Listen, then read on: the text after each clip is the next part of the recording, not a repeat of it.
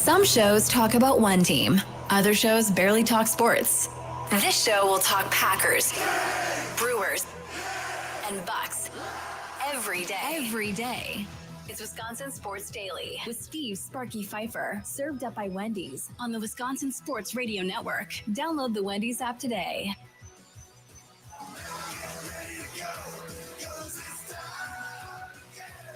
It is time again, hour number 2. Welcome in. Hope everybody is well. We broadcast live from Wisconsin Sports Radio Network studios, powered by the Potawatomi Sportsbook.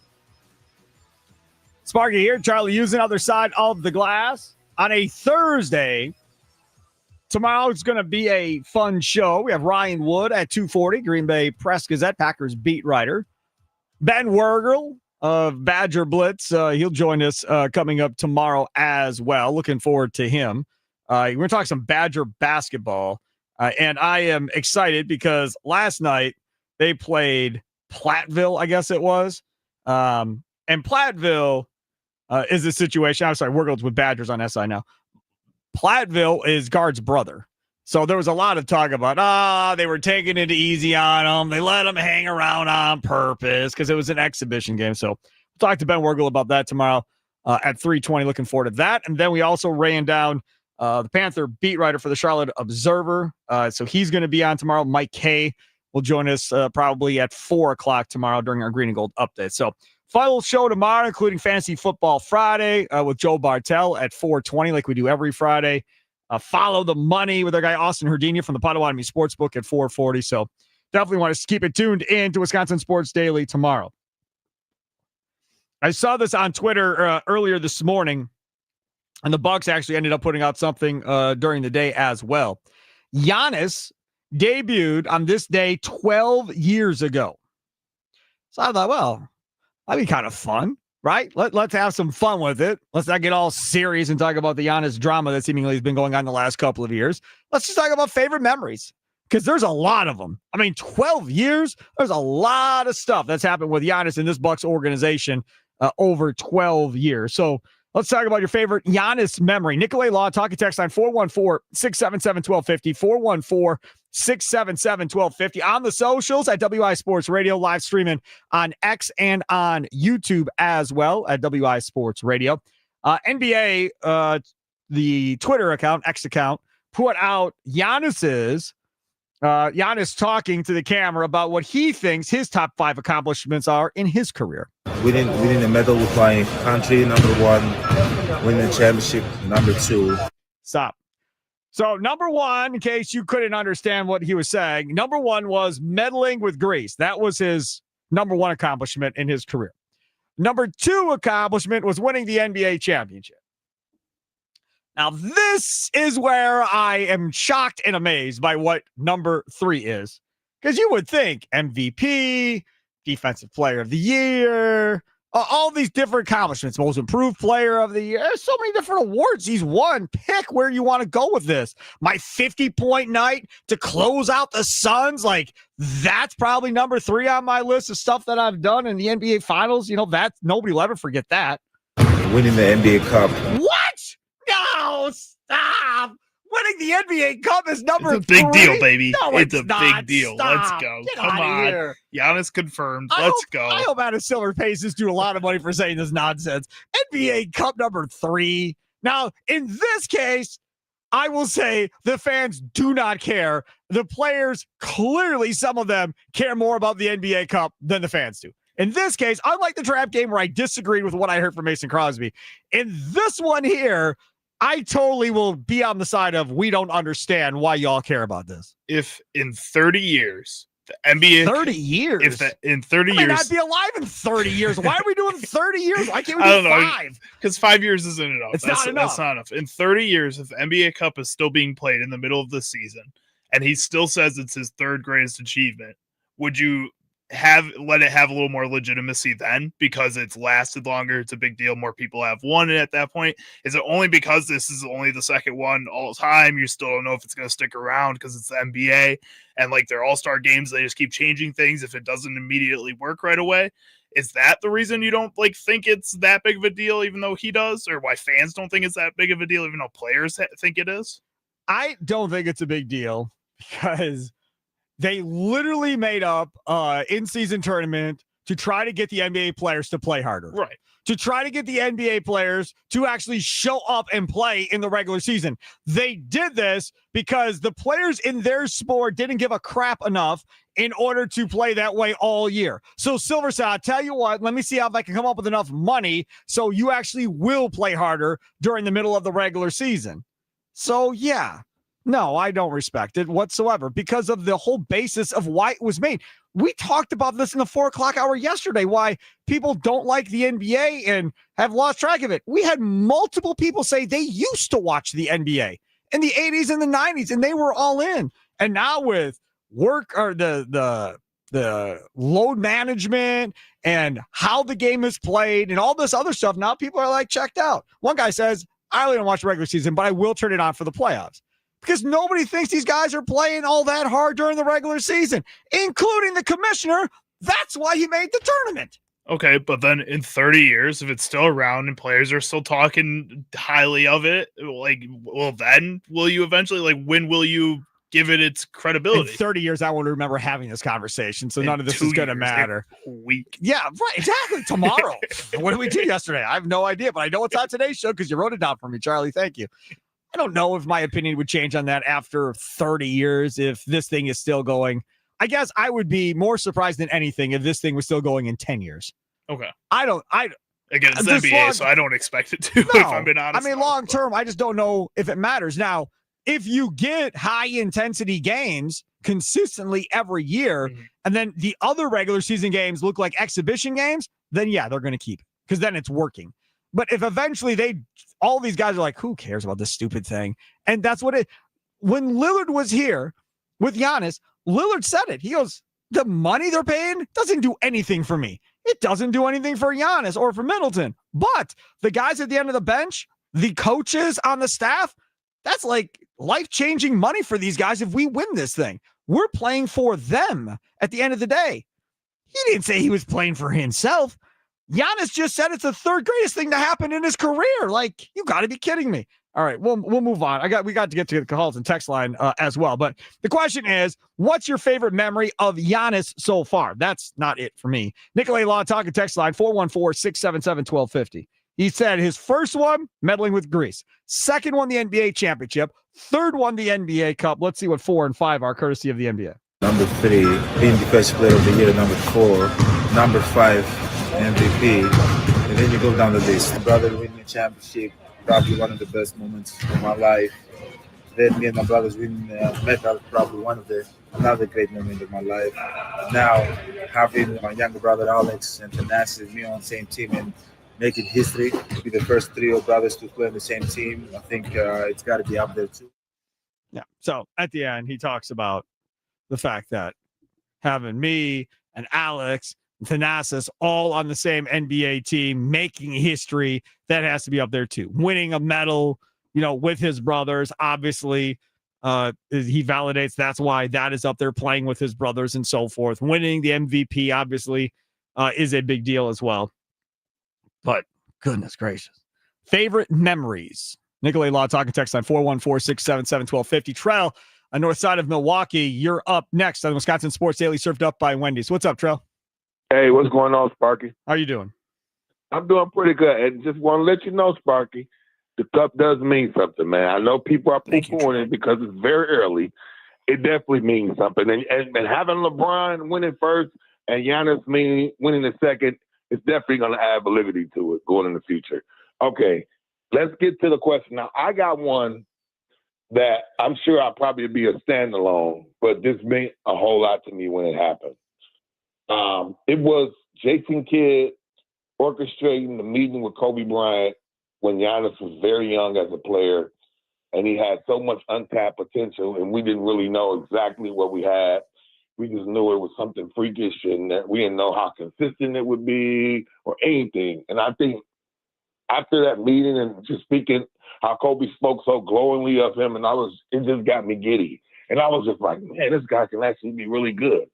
So I think besides the regular, normal championship stuff and all that stuff, that was one of the most memorable moments me as a fan because it happened so early in his career, and Kobe spoke so genuinely about him, and it just got me giddy as a fan, as a Bucs fan, starving to actually win something of substance. So I would say that.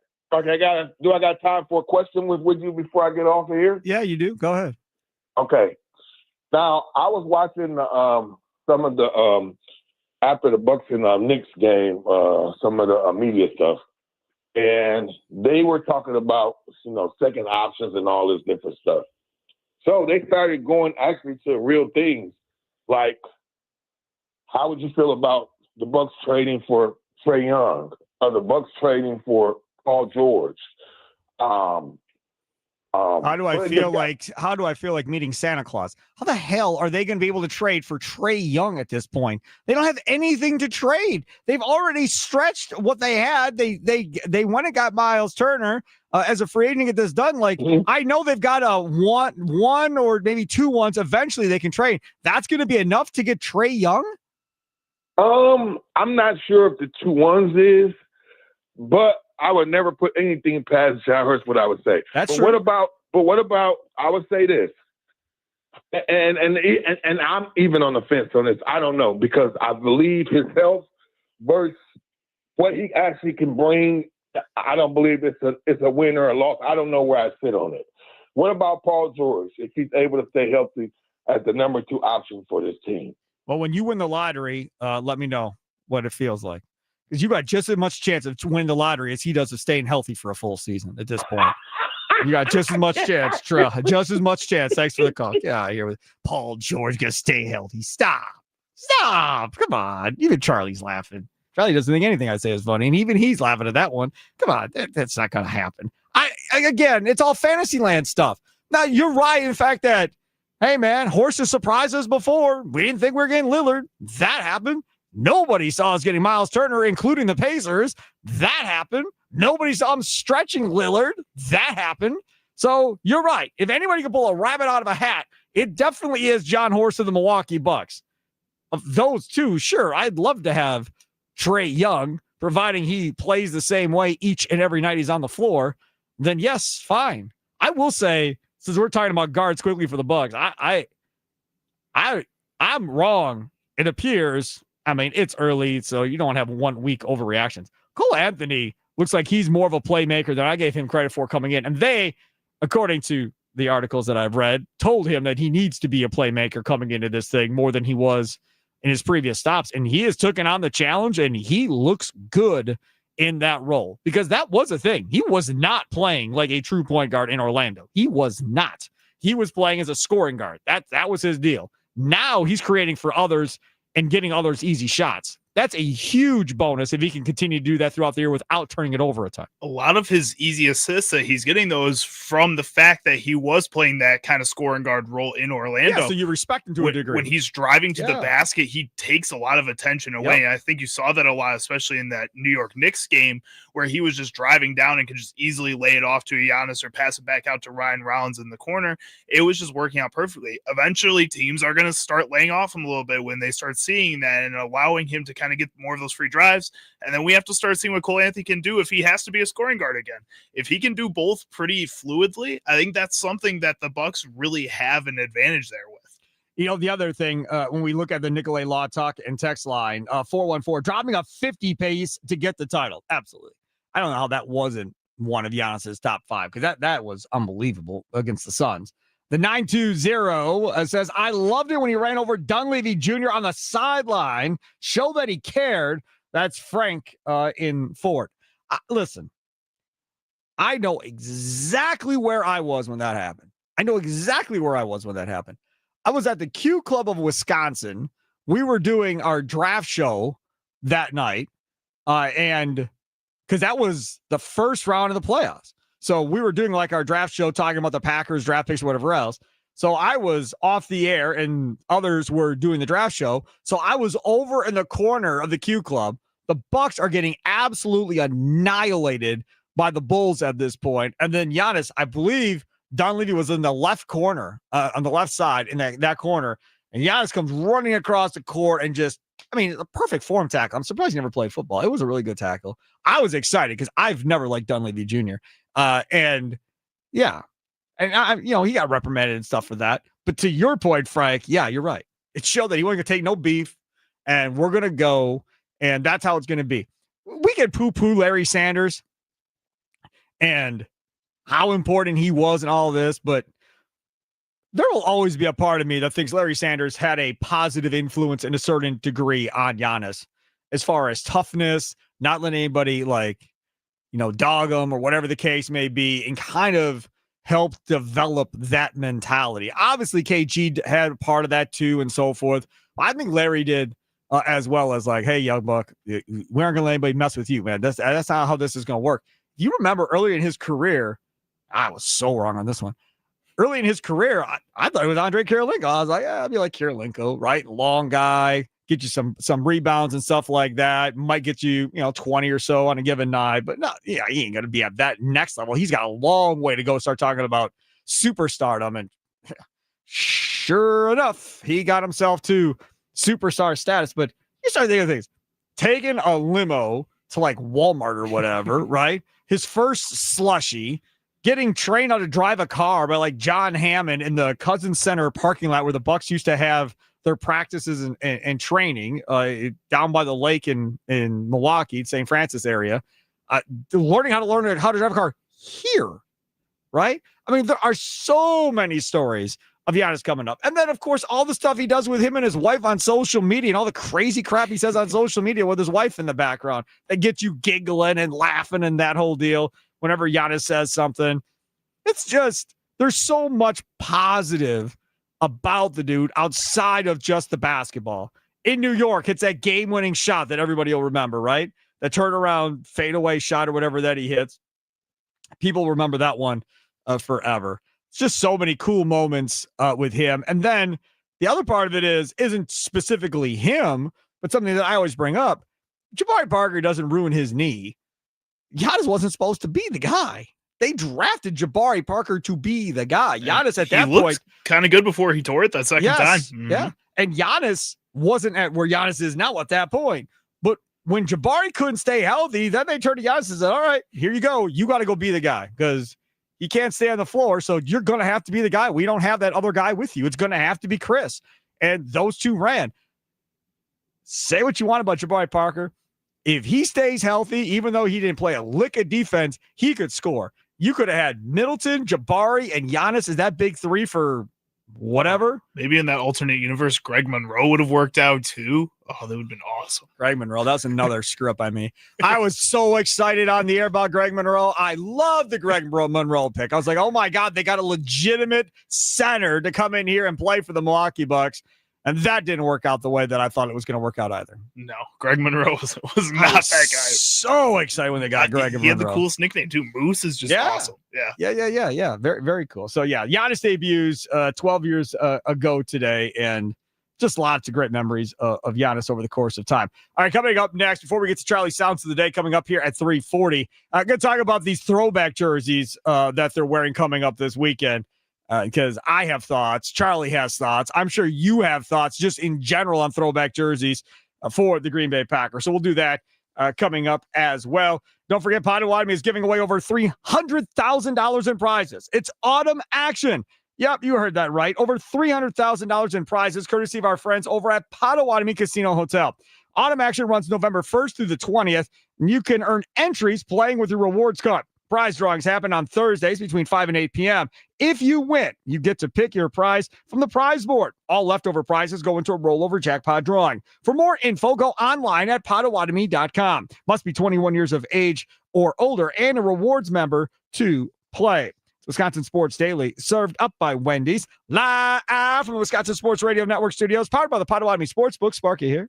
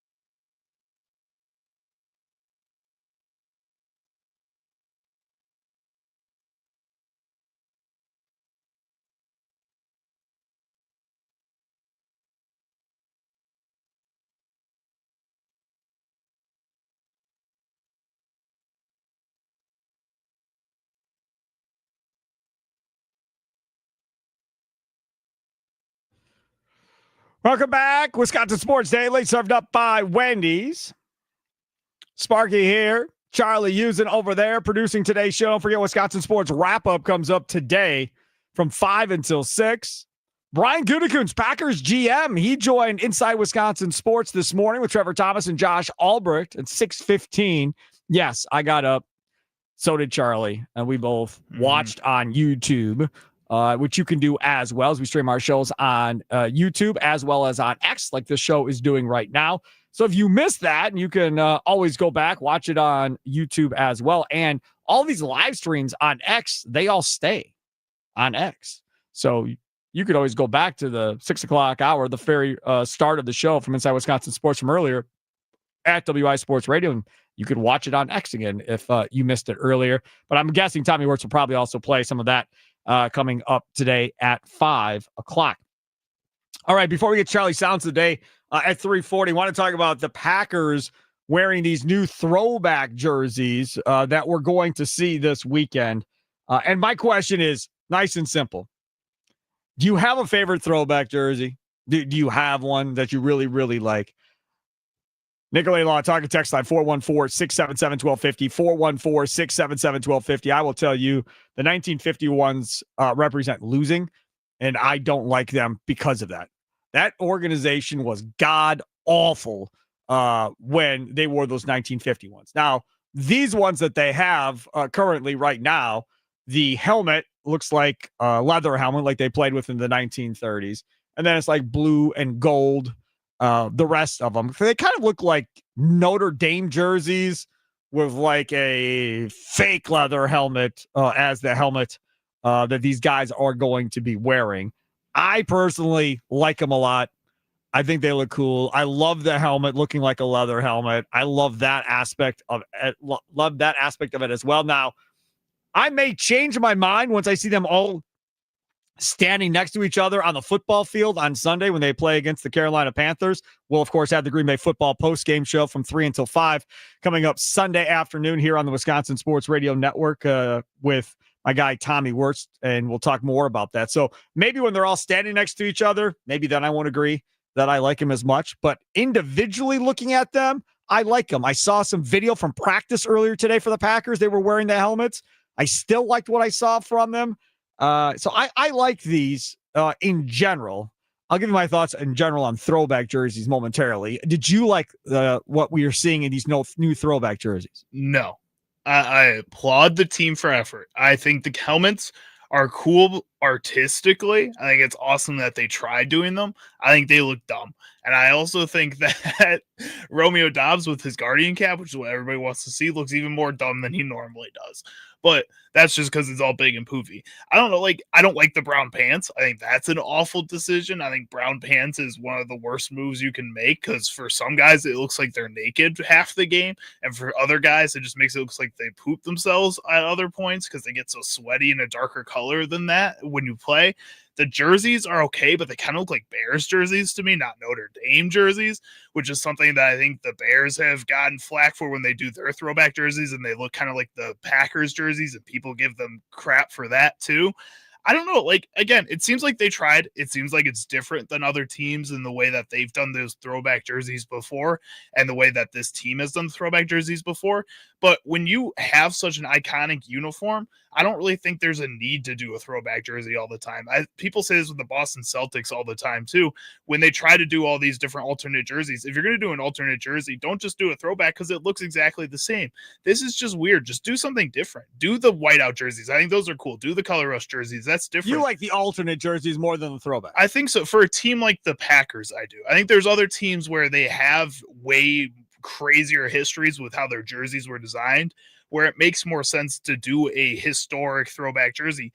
The Packers just don't have that. It's this. This is what they have, and they just keep kind of doing it a little bit different every time. Say, hey, look, it's a new throwback jersey. Well, it's those safety ones are green, so that is not right. This. They've done a similar with the colors wise, that goofy dot in the middle and everything else that they had one other time. This 1936 one, I'm okay with. Number one, I don't mind how it looks, but number two, it represents winning at least. This 1936 team, they won an NFL championship. back in the day. Now I'm going to use Wikipedia for this, but the 36 Green Bay Packers season was the franchise's 18th season overall, 16th in the National Football League, 18th year under head coach Curly Lambeau, baby. The team improved on their 8-4 record from 35 and finished with a 10-1-1 record and finished first in the NFL's Western Division. The Packers met the Eastern Division champion. Oh my God, they only had 2 teams in the playoffs. They went right to the Super Bowl. Awesome. The Packers met the Eastern Division champion Boston Redskins, who were 7-5 in the NFL championship game held at the Polo Grounds in New York City. The favorite Packers had won the 2 regular season meetings with Boston and won 21-6 for their 4th NFL championship, first earned by playoff victory and first since the 3 championship streak of 1929 to 1931. How about that? The 36 schedule began with 6 consecutive home games with the remainder of the season on the road. So teams they played that year, the Chicago Cardinals, the Chicago Bears, they lost 30-3 to the Bears. That was their only loss that year. Good times. The Chicago Cardinals again, the Boston Redskins, the Detroit Lions, the Pittsburgh Pirates. Yes, that was a football team. At the Chicago Bears, at the Boston Redskins, at the Brooklyn Dodgers. Yes, that was a football team. At the New York Giants, at the Detroit Lions, and at the Chicago Cardinals. They played the Cardinals 3 times. At City Stadium, they played them. Let's see. They played the Cardinals at City Stadium in week 1. They played them at Wisconsin State Fair Park, Charlie, Nice. in week 3 of the season. And then the last game against the Cardinals was at Wrigley Field. All right. That's a fun schedule there. Polo Grounds, State Fair Park, Wrigley City Field. Stadium, yeah. They should do that more often. City Just have Stadium them in play Green Bay. wherever. Yeah. I mean, look at where they played. They played at City Stadium in Green Bay, Wisconsin State Fair Park. Let's see, 2 times. Wrigley Field multiple times, Fenway Park, Ebbets Field, the Polo Grounds, and the University of Detroit Stadium. That's fun. I like that. Again, this is why, like, the MLB bringing back all these old stadiums. I think the NFL should try it too. Well, I think it'd be so much aren't they harder for the supposedly NFL. bringing back a duplicate or whatever of the Polo Grounds? Yes, they are. They I don't know should- if they're the planning on NFL playing a football game The there. NFL should get together on that deal and put a football game in there against 2 teams that would have been playing back when the Polo Grounds were. The Bears and the Packers were playing. The Lions were playing. The New York Giants were playing. Put the New York Giants in there after that thing gets done and MLB does their thing. Put the Giants in there for a football game. Do you know, are they adding more seats to the Polo Ground to, like, accommodate the bigger crowds that would be there nowadays? Or is it just going to be like limited amount of tickets, first come, first serve? Because I don't think the NFL would buy on that. I think they'd want as many people as possible. And if they can get more seats into that stadium, maybe that's why they don't want to do it. Let's see here. The original stadium, Polo Grounds, was demolished in 1964. It said it's now occupied by the Polo Grounds Towers housing project in Harlem. While the stadium is gone, a plaque marks home plate in Willie Mays Field. A basketball court is located where center field once was at that point. The original Polo Grounds had a capacity of 34,000 in 1911 and then went up to 55,000 in 1923. So it could hold a decent amount. Correct. And it says MLB has announced plans to break ground in Pelham Bay Park in the Bronx to build a 2-scale replica of the Polo Grounds. So how many people did you say it was? 55,000. Oh, yeah. You could definitely put a baseball or a baseball game and a football game there. Go for it. To build a 2-scale replica of the Polo Grounds, which will host a special event series once a year, similar to the Field of Dreams. The stadium, which will have significantly less capacity than the original, that takes care of that, is expected to be completed in time for the 2027 season. Yeah, and then just make it like a Thanksgiving game where you have teams that play during that time period play each other all the time. Okay, so now I don't know. Y'all may not like this because I know there's a lot of East Coast dislike in the state. But if you're going to give Detroit a home game every year, you're going to give Dallas a home game every year, then you might as well give the Giants the other game at the Polo Grounds. That'd be cool. The afternoon. I mean, I'm assuming there's going to be lights at the Polo Grounds. But give them the night game every year at the Polo Grounds. Yeah, and then just let them play the Bears, the Packers, the Cardinals, any of whoever. those teams that were around during that time. Yeah. Well, no, the Arizona Cardinals. Well, were the not around. Arizona Cardinals were the Chicago Cardinals at one point, weren't they? Or was it the Rams were the Arizona or the Chicago Cardinals? Well, it's weird. the- It jumped around a little bit. I'm trying to remember how this all went because the Rams were in St. Louis. But before the Rams were in St. Louis, it was the St. Louis Cardinals, and they moved to Arizona. And then it went from LA Rams to St. Louis and then back to LA. So those are two different franchises of how they worked around. So maybe the Chicago Cardinals moved to St. Louis and became the St. Louis Cardinals. Is that how that eventually happened? That is what happened. See, look at that. I'm old enough to try and piece all that together. Neil Lomax and those guys. He was the quarterback of the St. Louis Cardinals when I was growing up. Hey, you could just say the Arizona Cardinals or the Chicago Cardinals, though. Just give them a throwback jersey. Why not? Kind of the same. Yeah, maybe. I don't know. But I like the idea of the Polo Grounds hosting that Thanksgiving Day night game. And it's in New York at the end of November. You know what? You can make it the Jets or the Giants if you want. You know what? Just do one or the other.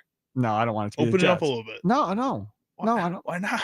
Because if you're going to have these stupid traditions for the other two, then make a tradition for the Giants and stick with it at that point. But would the Mara family be okay losing a home game for less gate money? I would assume the NFL would pay the teams involved to make up the gate money. And you get to be like the special team. Yes. Yeah, they're okay with it. Right? They like being the special team. Even if That's why they did Hard Knocks when nobody else wants to do Hard Knocks anymore. Everybody should do that draft Hard Knocks. They should have.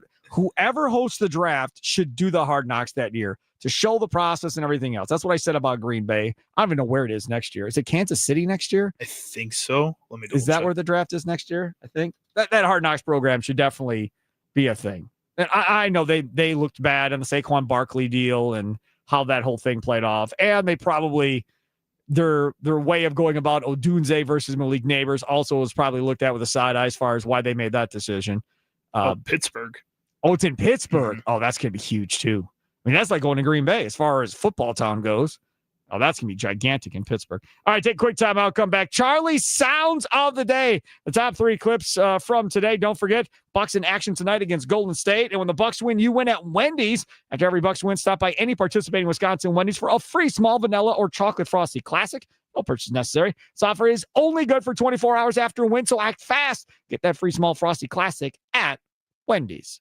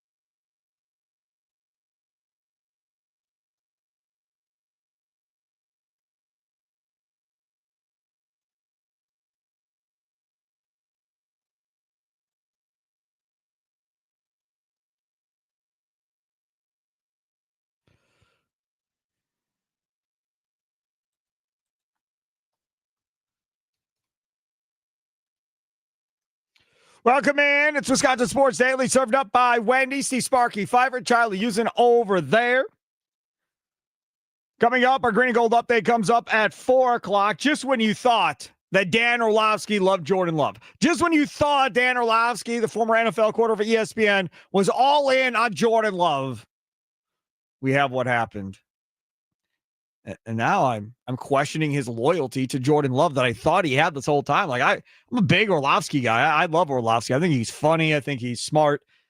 Maybe we don't agree on food choices that Orlovsky makes on a day-to-day basis, but outside of that, he's a pretty good analyst, right? And good at what he does. But after what he said, we're going to have to reanalyze that whole comment. So we'll do that coming up at 4 o'clock as well. Time now to do this. 1, 2, 3.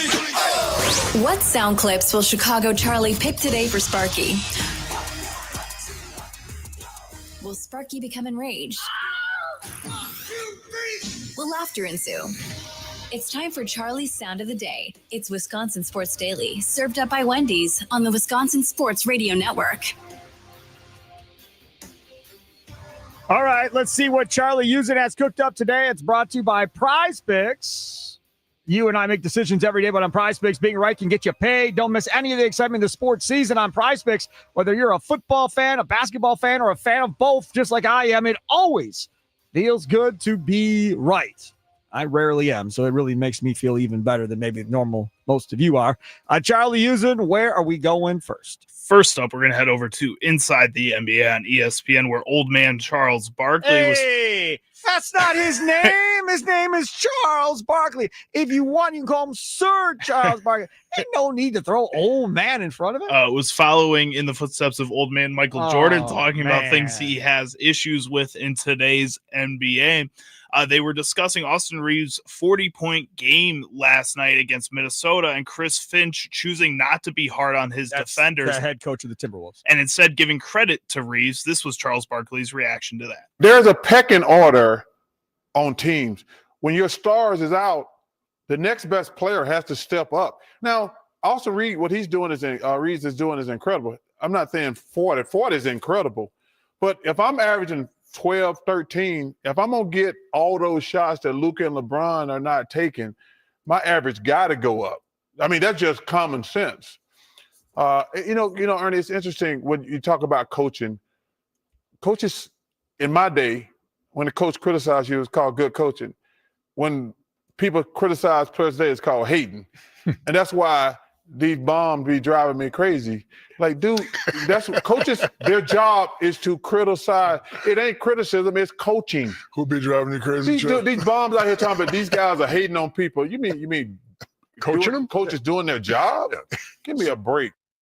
Okay. So first off, let me start off by saying I like Chris Finch as a coach. I think he's a good coach. I'm a big fan of Chris Finch as a coach.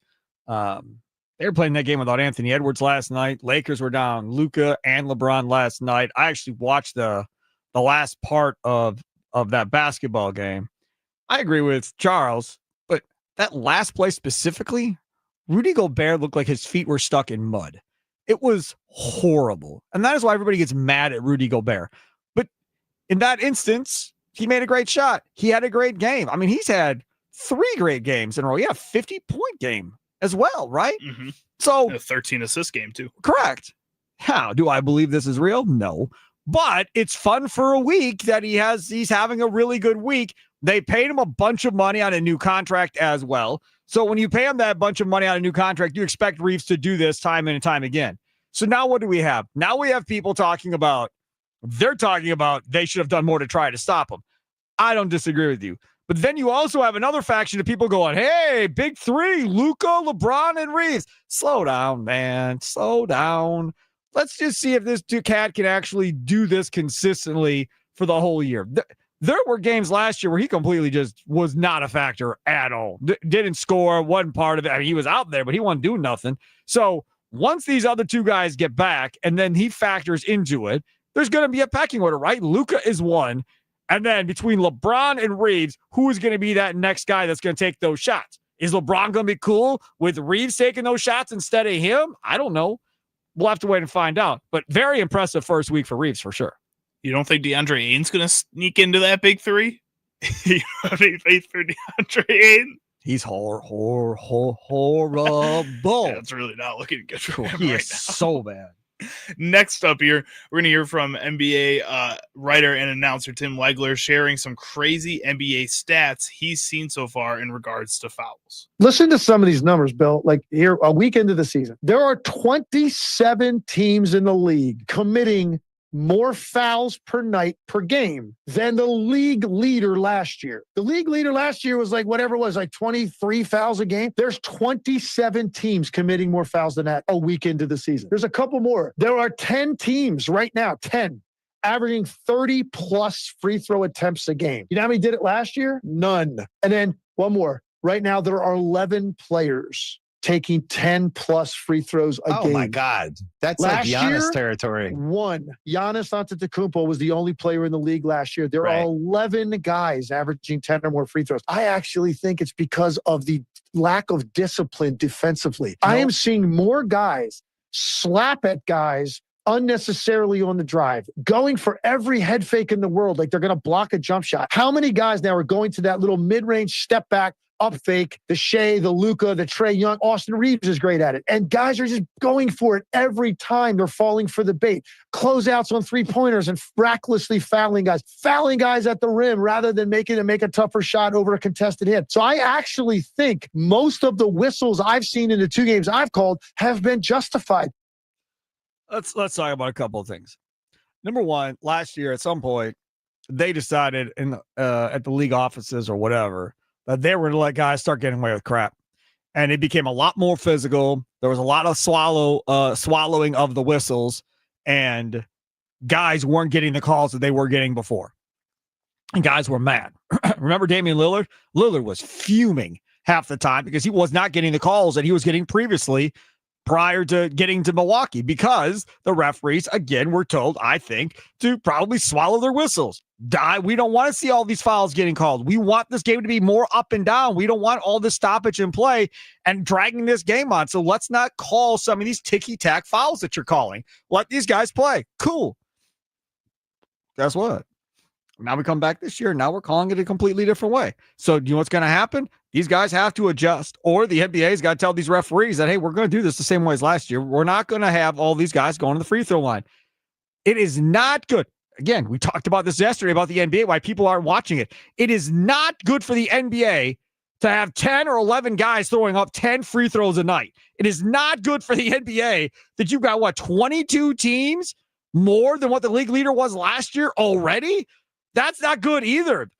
Calling all these fouls and all these free throws, not good for NBA viewership, in my opinion, long-term if this continues. One more. And last up here, we'll hear from ESPN's Mina Kimes discussing Tucker Kraft, Packers tight end, who's had a few breakout weeks here back-to-back. I think one thing that is really cool about the Packers offense right now is that their best weapon against man coverage is a tight end. I was thinking that watching them against the Steelers, because he had 9 targets, all 8 of his catches and 143 yards were versus man coverage. Now you can watch that and say, well, that's the Steelers. They stink in man coverage, and you would be correct. Yep. But this is something that's been the case all year long. He is their number 1 target getter, against man coverage. The only offense similar to that is Trey McBride in Arizona, because the offense flows through him too.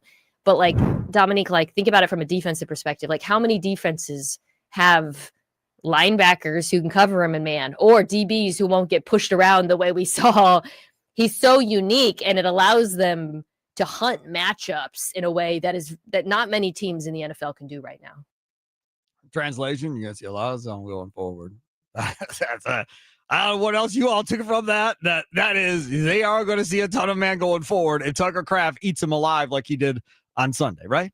But a ton of zone means he's going to get a lot of open field to do work. And what does he do best? Tackles all over the place. What does he do best? Right. Run away with that ball, man. You're going to give him a pocket to sit in and then have somebody try to come up and make the first tackle. And if you don't, people are just going to be bouncing off that calf for the next 10, 15 yards after that. It's going to be a lot of fun. Yes. Yeah. He's just going to get better, man. Just like Prize Picks, man. Download Prize Picks today. Use promo code Sparky to get $50 in lineups after you play your first $5 lineup. That's code Sparky to get $50 in lineups after you play your first $5 lineup. So if you're playing $5 lineups each time, That means you could play 11 lineups for $5, even if you don't play. You should download the PrizePicks app and use code Sparky. PrizePicks, it's good to be right. Must be priced search safe. Visit PrizePicks.com for details. It's simple. All it is daily fantasy, right? You're picking more or less on at least 2-player stat projections. If you get the picks right, you could cash in. Plus, they offer stacks now, which means you could take a Tucker Kraft, right, and go touchdowns, more or less receiving yards, put them with another player, and there's your lineup. Plus, they have the flex play, which is what we like to do. If you get one wrong, you can still win. So download the PrizePicks app today and use code Sparky to get $50 in lineups after you play your first $5 lineup. Coming up next, Green and Gold update. I really have been a fan of Dan Orlovsky for a long time, but I'm questioning my loyalty going forward to Dan Orlovsky after something Charlie Usen shared with me today concerning Jordan Love. That's straight ahead. Wisconsin Sports Daily, served up by Wendy's, live from the Wisconsin Sports Radio Network studios, powered by the Potawatomi Sportsbook. Sparky here.